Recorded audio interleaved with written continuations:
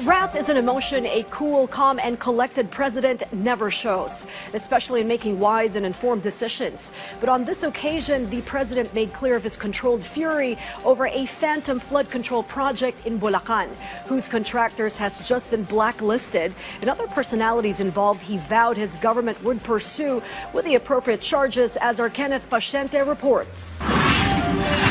No, I'm not disappointed. I'm angry. That was the reaction of President Ferdinand R. Marcos Jr. during his inspection of the supposed reinforced concrete river wall project in Barangay Piel, Baliwag, Bulacan. Because after it was fully paid for and reported as completed, not a single structure was built.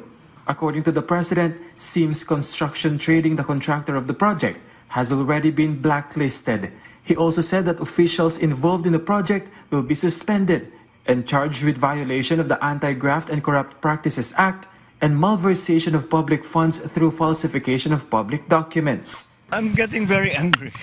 This is what's happening. Hindi naman, paano naman, biruin mo, wala talaga, 220 meters, 55 billion, completed ang record ng Public Works.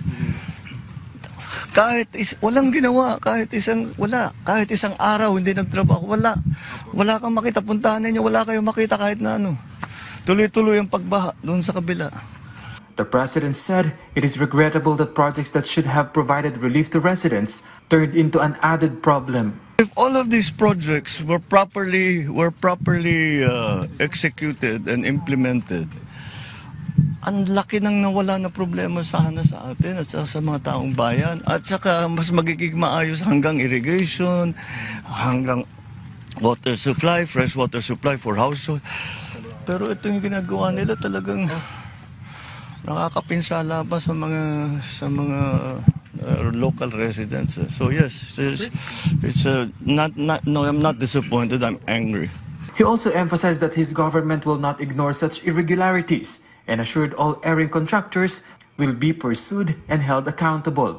Di bale, sige Chairman, titingnan natin ito, ayusin natin, titiyakin natin na yung mga kontraktor, hindi lang sa managot sila, kung hindi gawin nila yung dapat na yung trabaho.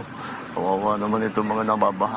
The president also said that government will file cases if necessary once the result of the fraud audit of COA on the flood control projects in Bulacan is released. I'm thinking very hard to pipilahan natin sila na economic sabotage, because economic sabotage is very clearly tignan natin yung utang ng gobyerno ng Pilipinas, ng Republika ay mababawasan kung naging maayos lahat itong kasi ngayon babalikan na natin ngayon to, saan napunta yung pera, hahabulin natin, kakaluhan natin sila, how long will that take? Hindi ba?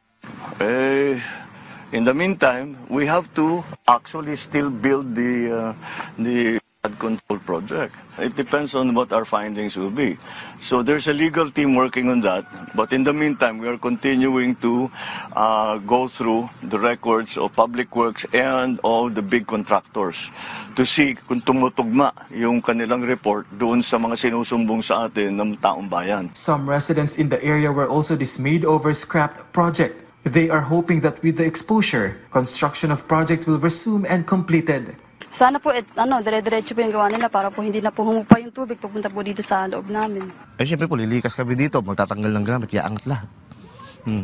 Kaya po talaga yan, yung pag po talaga natapos siya, mapakalaking tulong sa amin yan. The president once again urged the public to report any anomalous projects in their areas through the sumbongsapangulo.ph website, noting how it led to the discovery of irregularities in the river wall project. Kenneth Paciente from the National TV Network, for a new and better Philippines.